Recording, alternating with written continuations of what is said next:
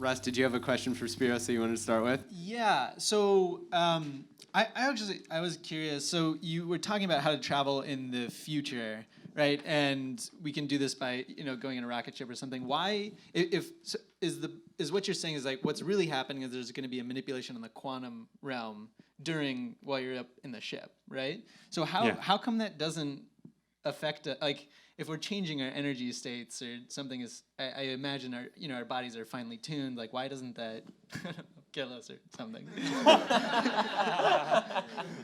Well, because it's all relative, right? Your body doesn't know that it's doing anything really that different. If you multiply every energy by the same number, the difference between the energies will also be multiplied by that. But relative to what? Like you don't even know, right? It's just this energy and then this one and then this one.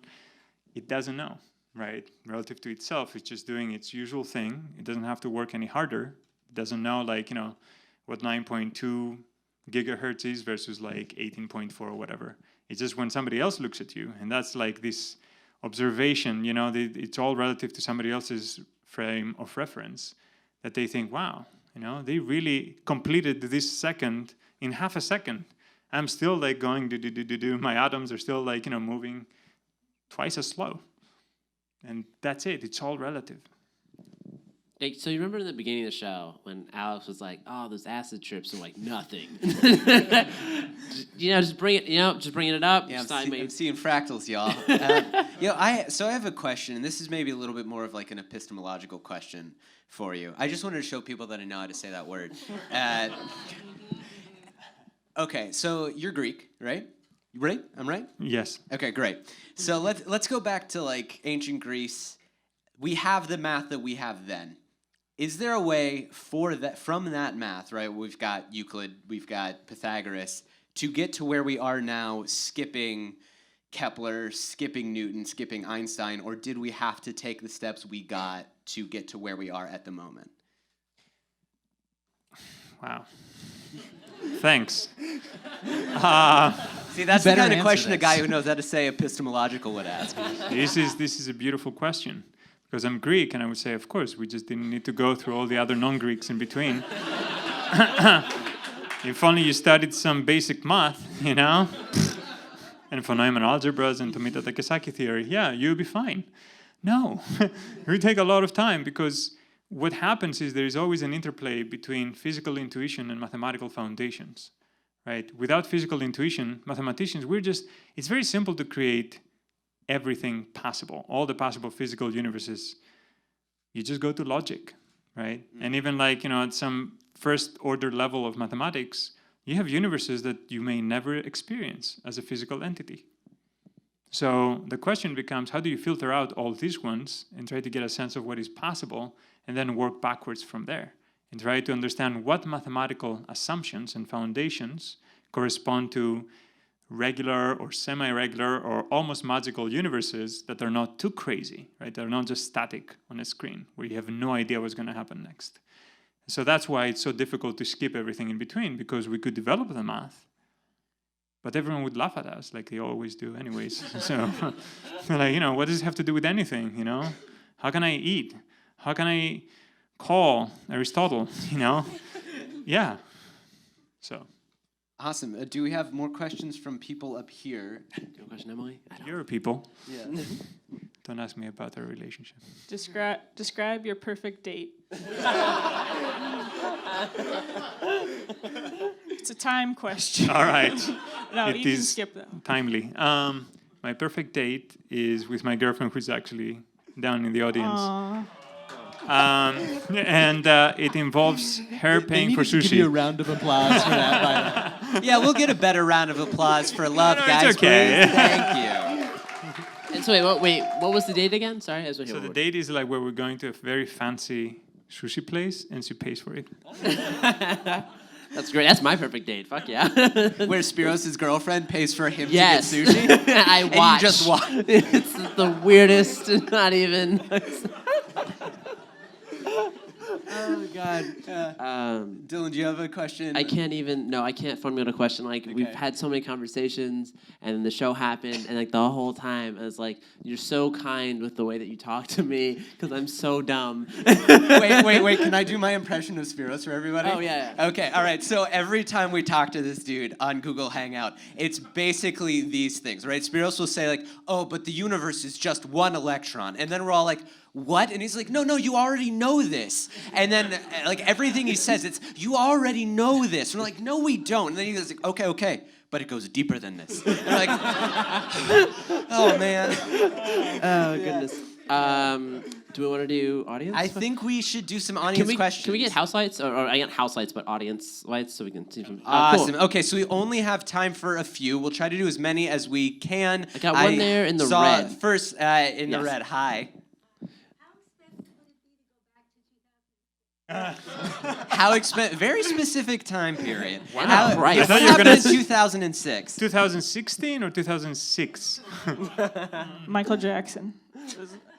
Was that when he died? That's when he died, yeah. No, No. he didn't. The No. guy's out of college when I he have died. a feeling you're asking for a different person, not Right. MJ. 2009?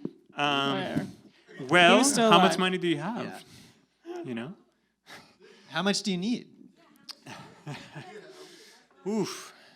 I mean, you know, I've asked Paul to give me a regular supply of PIM particles, but he hasn't shown up. It's been months since I last saw him. And you do need that in step 2, if you remember. The rest, I worked on step 3 myself. I did, which is how do you generate this artificial environment around, and how do you make sure that it is stable and reliable? Because effectively what I'm asking the universe to do for us is when we go quantum, we just want to apply a quantum computation on top of that being that is down there, right? Move it back in time, which is much easier to do in a quantum computer. Because in quantum physics, time works forwards and backwards the same. It's like a usual computation. You apply a logical gate, right? You get some input, you get an output, but you could easily undo it, okay? And this is all you have to do. You just have to undo whatever things happened before. The problem is that there's usually like a trillion things happening when you're too big, and you cannot undo all of them at the same time. And even if you make small errors, you're just sending somebody to hell and not to 1970. Maybe it's the same, you know? But like, yeah, so... I'm gonna see the movie where you send Paul Rudd to hell. Yeah, shit. I like him a lot. It's not because I don't like Paul Rudd. That would be like Bill and Ted, okay? That's a different movie. But yes, the question is, do you have to shrink? Like, you know, no. It is actually very deep, but you have to go to the quantum realm via different ways. And one of these ways is to actually bring the quantum universe to our scale. And that is called macroscopic quantum physics. And the closest we ever come to this is what are called topological quantum systems, like something called the quantum Hall effect, where we, for the first time, humanity came face to face with a macroscopic, like you can see it, kind of quantum phenomenon, right? Like Schrodinger's cat, it could be both dead and alive kind of thing, right? We could see, not a cat, but electrons, electricity moving both clockwise and counterclockwise at the same time, which is strange because we cannot see this stuff, so we have to infer from what we're actually observing. And we're like, this makes no sense. And this was very robust, right? This was the same as like, instead of you having to shrink, you just create like a universe around you, like a shield, that allows you to be your true quantum self, and then you manipulate that. I think I've seen that book in some bookstores where you can also buy incense. Oh, Lord. Okay, so I think we have like, Yeah, we have some more audience questions. The gentleman there I saw first, and then we'll move on to the woman there who raised her hand. So, you, sir. Yeah, I have a question about scientific literacy, where you believe the problem is and also tying into that, a question for you. After the behind the curve, and then afterwards you sat down and talked with some flat earthers, and I wanted to know your take. It's all true, you know? It is flat, but, you know, on a globe. Yeah, so how many of you have watched that movie, Behind the Curve? It was on Netflix. Okay, so you've seen my 2 people? mugshot before. I mean, I don't think that we are more illiterate now scientifically than we were in the past. I don't, right? It's kind of like breast cancer. I know it has nothing to do almost with that, but it's like, wait, all of a sudden everyone started getting breast cancer. Maybe we're able to, actually see and diagnose it better. And now with the internet, I mean, I remember listening to a podcast where they said that a single change in the algorithm of YouTube brought up all these crazies, okay? Even though I don't call them that in the documentary. And they're not actually, they're wonderful people. They fed me, I drank wine with them, I'm alive, okay? So, they're actually really good people. But they're very conspiratorial. They don't trust others, that's it, right? So I even called them in one of the, YouTube podcast things I did with them for 3 hours, that they're super scientists. They loved it, even though I meant it in a little different way, because like, what is a scientist? A scientist is like a party pooper. You're always like, oh, why do you think that? That's not right. Like, how do you know? They're skeptical, super skeptical. Where they are at an extreme. Unless you take one of them. And by the way, they were happy to do that because I have a friend who went to space, and I even contacted him. He was like, hey, you want to willing to take any one of them, their leader up there, and they can tell everyone else what happened? They're like, we'll definitely do that, It was like, sure. It's like, it's expensive, but, but no, I think we are learning a lot of different stuff. It's just that it always takes time to digest what is really going on. I mean, I am trying to teach kids in 4th and 5th grade quantum physics using games, right? Quantum chess, quantum tic-tac-toe, QCraft, which is a mod for Minecraft. I work with Google on that thing. And it's kind of like, trying to feed them medicine, but in candy form. You're like, hey, you want some candy? And it's like, I've never said that to a child, by the way. Okay. Over the age of 12. What is quantum Minecraft? Is that quantum like, Minecraft play is the game actually? Yeah. You have blocks. You can mine quantum ore and make quantum blocks that you can entangle them. You can be in superposition of different types from like some Earth style thing, wood, whatever. You can disappear. We went to Minecon. They have a convention, okay, the year when I released that, and we were superstars. We were superstars. We were like we had thousands of kids just lining up to play this new thing, and it was it was incredible. And they don't know. They don't know any better.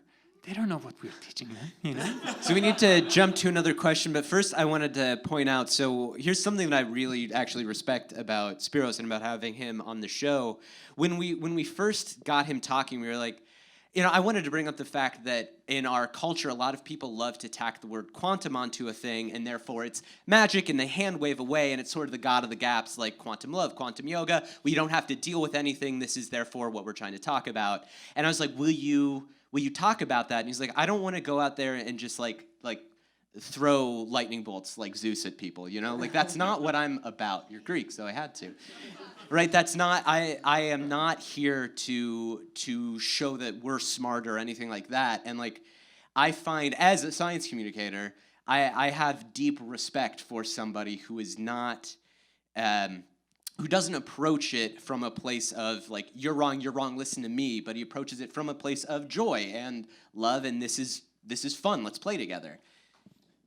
Yeah, give that the clap. That's what I wanted.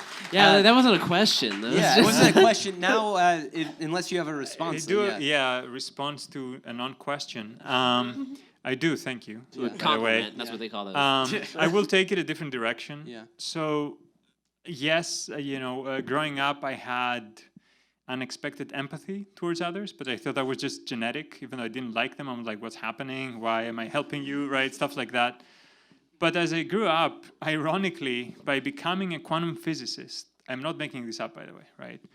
And having to go deep because we're still trying to figure out the theory of everything, right? The marriage between gravity, Einstein's theory of general relativity, and quantum physics, okay? And it's very difficult. Why? Because physicists are terrible at math. Otherwise, it wouldn't be so hard. So as a mathematical physicist, I feel I really need to do my part, right? To try to help physicists understand that what lies at the very foundations, the mathematical foundations of both theories. And what I found out when I actually went, it was much easier to understand the foundations of Einstein's theory of general relativity. It's called topological spaces. It's beautiful. But The hardcore stuff was when you go to the mathematical foundations of quantum physics. And what you realize when you get there is that it's not a theory of physics. Neither quantum physics nor Einstein's theory of general relativity are theories of physics. They are theories of knowledge. Like you don't require any physical space, any space or time or any laws of physics or anything. They are theories about the universe of questions and how the questions relate to each other.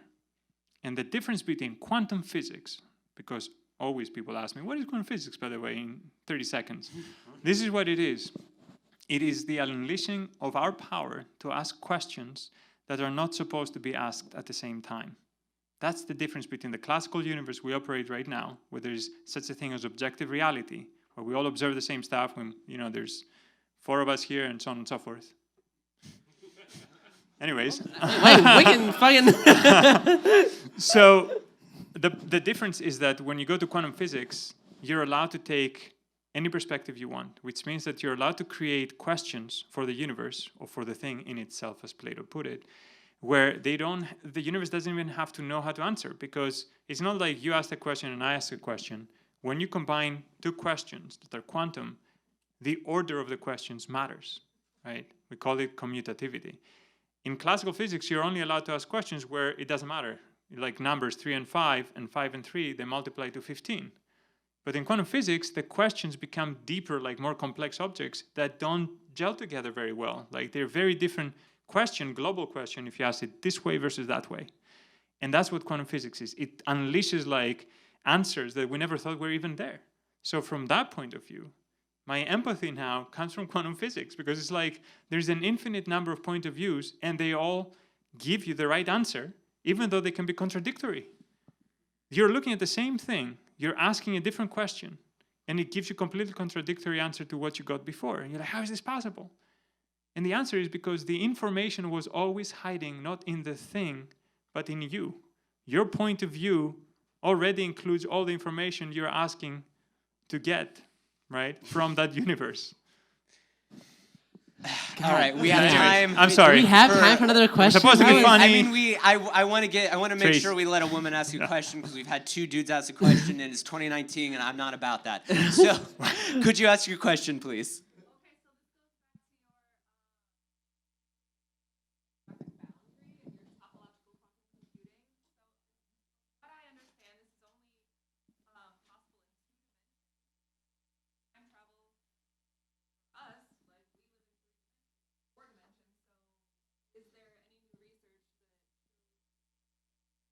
Yes, that's a great question, and you're a quantum physicist apparently, so this is great.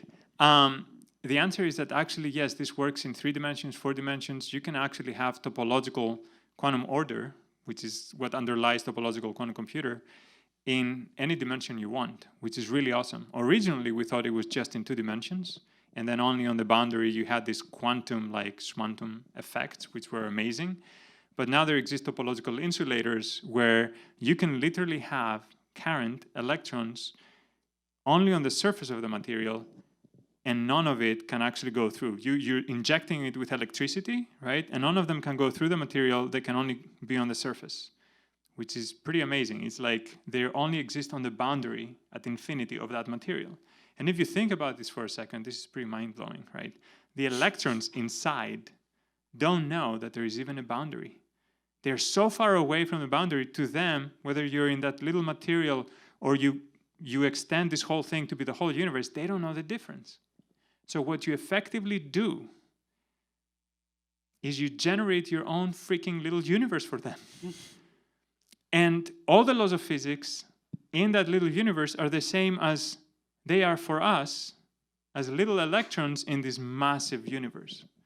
In other words, all the constants in nature, the quantum constants, all the stuff that we're like, why the heck is this a constant of physics? Where does it come from?